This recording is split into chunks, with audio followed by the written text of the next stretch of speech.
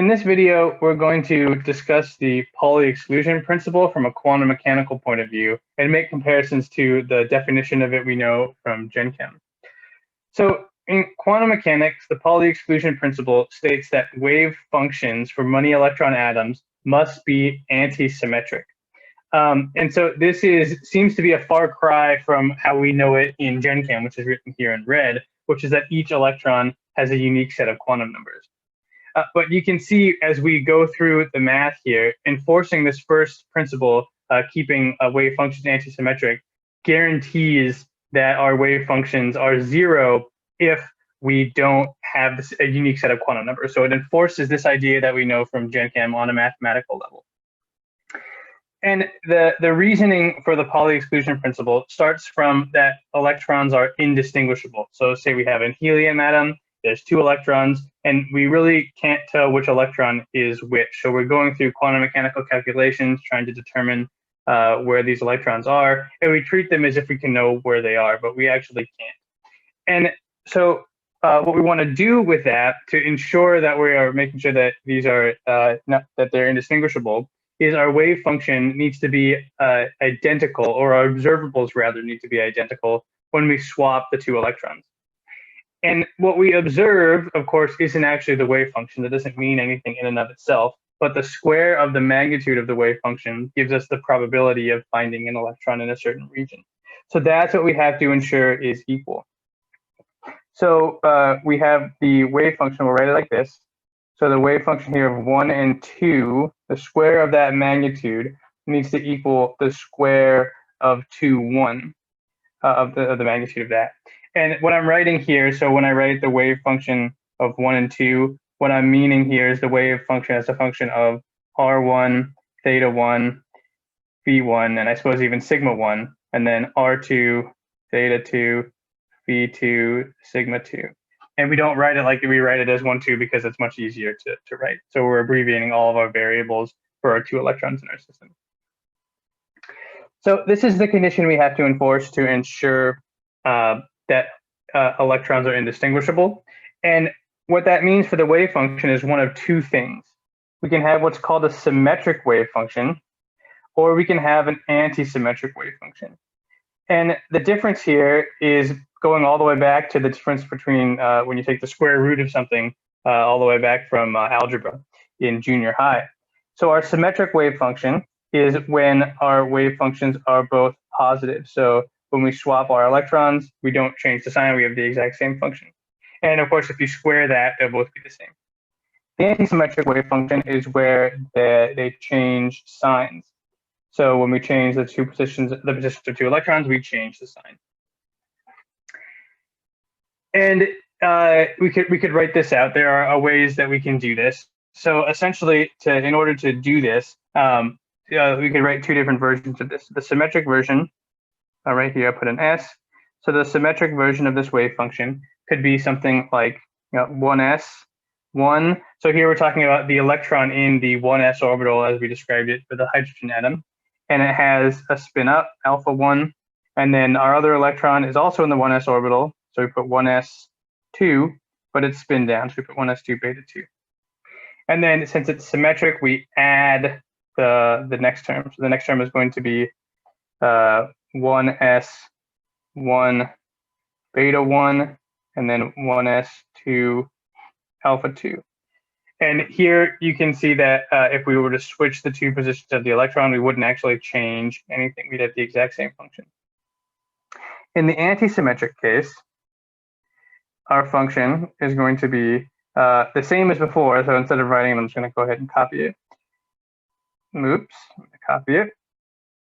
So it's the same as before, except for instead of adding the two terms, we're going to subtract the two terms.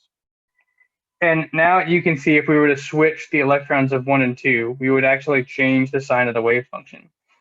Because now if we were to switch the signs, then this term would be positive and this term would be negative if we were to switch the 1s and 2s in this equation. So that gives us an antisymmetric wave function. And it turns out that only the antisymmetric wave functions are allowed. And it might not be obvious to you why that is the case. But consider our Pauli exclusion principle that and the Gen Chem definition of that. So each electron has to have a unique set of quantum numbers.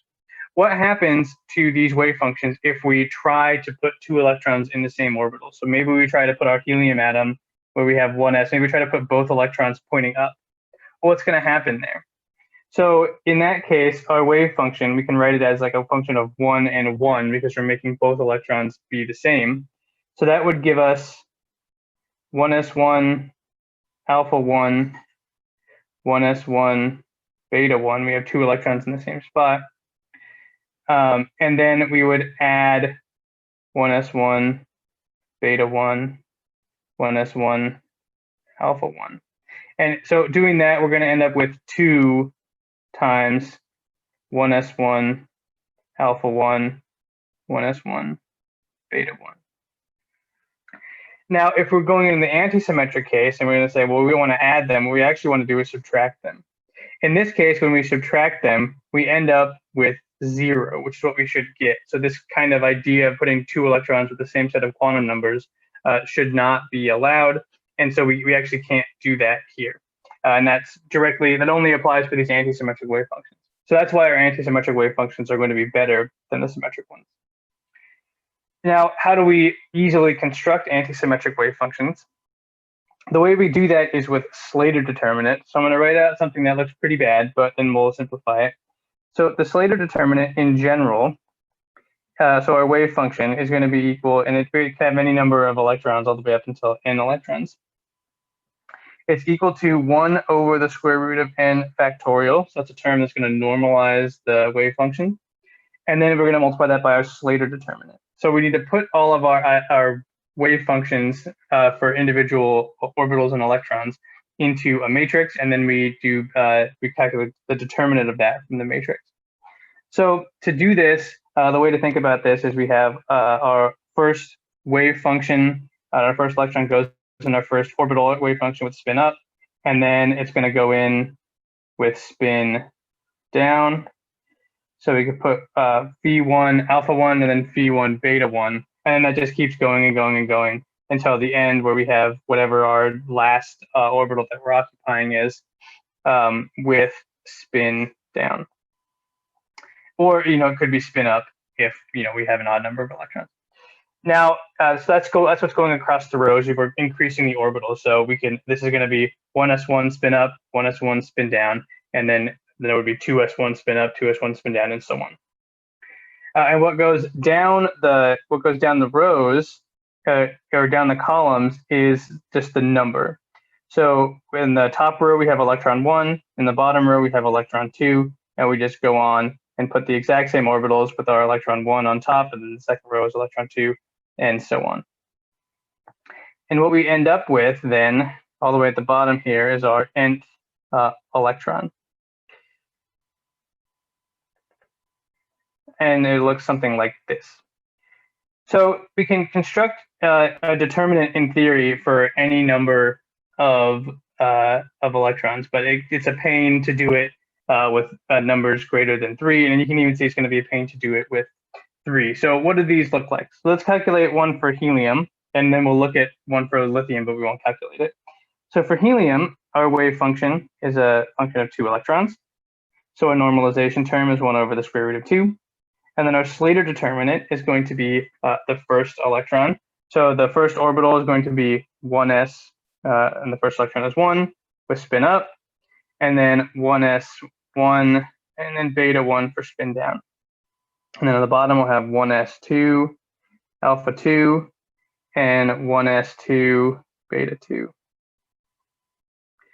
To calculate the determinant, what we're going to do is multiply these two terms together, and then subtract the product of these two terms. And that's what a determinant is. So the determinant of this matrix is 1 over the square root of 2, and then times 1s1 alpha 1, 1s2 beta 2, minus 1s1 beta 1, 1s2 alpha 2.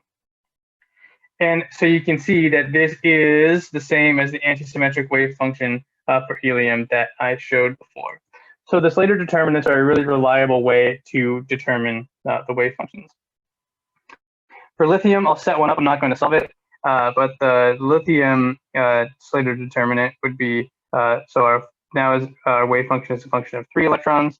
So we have 1/6 for normalization, and then our Slater determinant would be 1s1, alpha 1, 1s1, beta 1, and then the next position is 2s1, alpha 1 spin up. And then going down the columns, you would have the same thing. So 1s2, alpha 2, 1s2, beta 2, 2s2, alpha 2. And then 1s3, alpha 3, 1s3, beta 3, 2s3, alpha 3. And solving this will give us 6 different terms, each a product of 3 different functions that will switch sign upon the switching of any 2 electrons.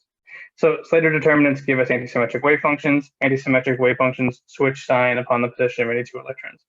And we could also see that because there's some properties of determinants that help us out here. And one of the useful properties is that I were to switch any 2 rows or columns, that automatically switches the sign of the determinant.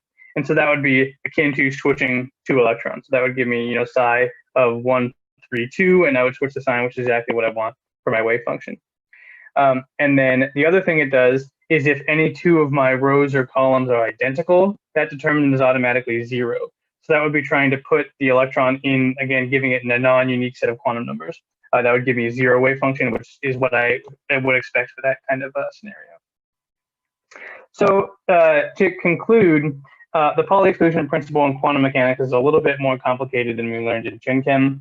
But in forcing us to adopt antisymmetric wave functions for multi-electron atoms, what this does is it ensures that every electron has a unique set of quantum numbers. And that's what we remember from Gen Chem. So it's doing the same thing that we learned in Gen Chem, it's just doing it in a more mathematical way rather than a qualitative way. So now you should be able to construct your own wave functions, set up your own Slater determinants, and ensure that your electrons have the unique set of quantum numbers.